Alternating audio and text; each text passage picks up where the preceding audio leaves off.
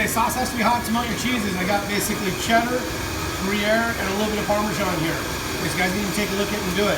Cheddar is my predominant cheese, and I got a little bit of Gruyere, a little bit of Parmesan. Does that make sense? How more cheese than you think?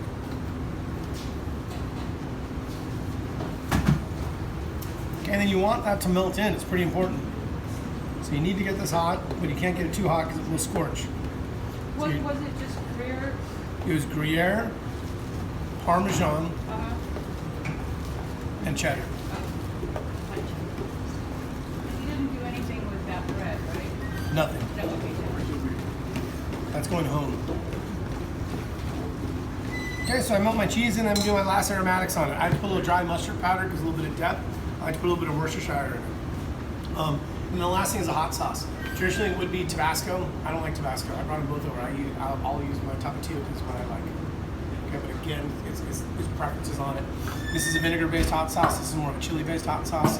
The vinegar in here absolutely works. When we use hollandaise, like you need to use a vinegar-based hot sauce for it. It's what it works for it on this one. And this one is not as imperative, but you do like a little bit of spice. So a little bit of dry mustard powder, about a half a teaspoon.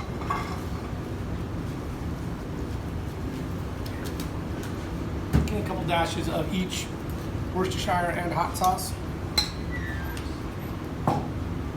And we now have turned this sauce from a bechamel into a sauce mornay / Americano. So a cheese sauce would be just the Gruyere and the Parmesan. The dry mustard, Worcestershire, and cheddar addition would make it a sauce Americano. And was it about a cup of each kind of cheese? No, I probably put about a cup of cheddar cheese and probably about a quarter cup of the other two. Okay. Okay. I'm going to ladle this directly onto my cooked noodles that I did not rinse, so I want them to hold on to it.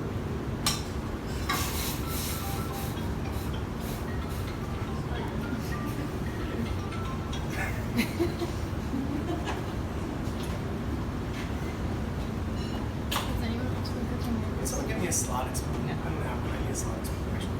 Yeah, what? So this is pancetta. I took small bits of pancetta over here and then I put them in a little bit of oil. By putting them into oil, it transfers the energy more effectively. If you put it into a dry pan, only where the bacon touches the bottom of the pan is where it's going to cook. By putting a little bit of oil into it, I surrounded it with a hot cooking medium so it can cook all the way around. I can create basically a uniform cook on these little squares of pancetta, which is a pork product. Okay? So you cut them up? I did. Okay. That'd be wild if you cooked them and they just fell apart like that. That would be wild. I mean, it's an uncured bacon. It's from the pork belly, which is the same place bacon is made. Bacon traditionally is either smoked or heavily cured. So this is an uncured bacon, meaning it doesn't have a smoke or sourness associated.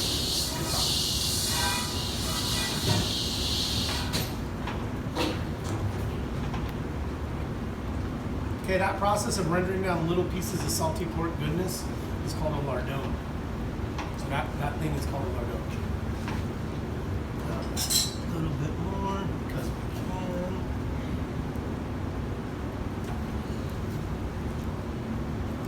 You do want it to be a little wet. As it goes into the oven, it's going to swell and the pasta is going to absorb some of the liquid.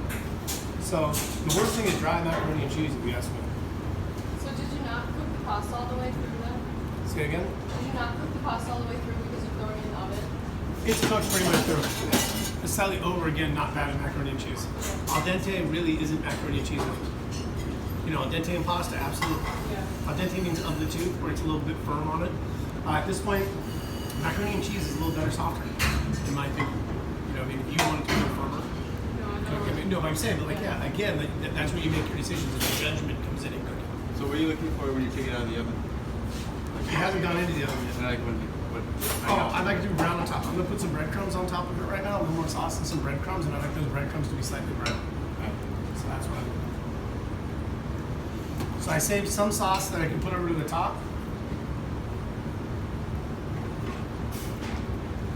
And it looks like a lot of dairy and everything on it, but let's be clear.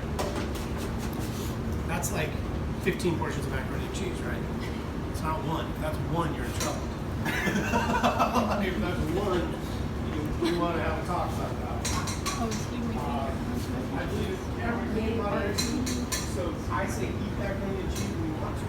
Just wait and stagger those. These are panko breadcrumbs. Dried out breadcrumbs work perfect for it. Don't need a ton of them. Just a little bit of crunchy on the top. Are we each making mac and cheeses? What's that? Are we each per two making a mac and cheese or like per two? I would make a mac and cheese, but I make it a little smaller. I made mine big. Cook less pasta. You know what I'm saying? I was trying to use up that stuff because it's like it's a mix, but it cooked fine actually. It was an experiment. Well, look at it. It's two different colors. Like it's like two different products hit the same thing on it. They're different sizes, so not necessarily perfect, but it actually worked well for what I'm doing. This is gonna go in the oven. I'm gonna cook it till it's done. Potato gnocchi, on the other hand, we're gonna cook right now. Can I get a saute pan, please? Can I get one saute pan just like this, please?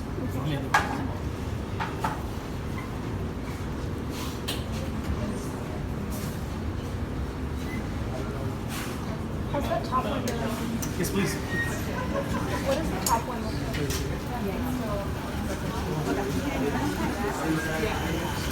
Boiling salt here. No, just 2 seconds. Just a little, take 2 seconds. All right, everyone. Boiling salt and water for your gnocchis, right? When they float, they're done. When they float, they're done. They change colors. They change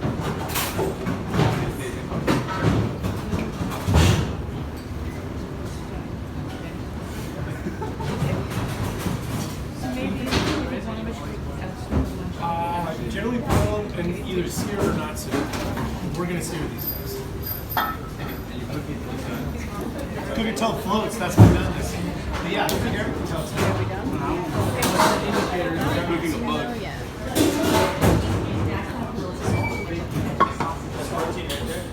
Solid. Solid. Shut up. Should be like a little like crispy on the All right. Are we good to start, chef, or do you want us to? That was clear, wasn't it?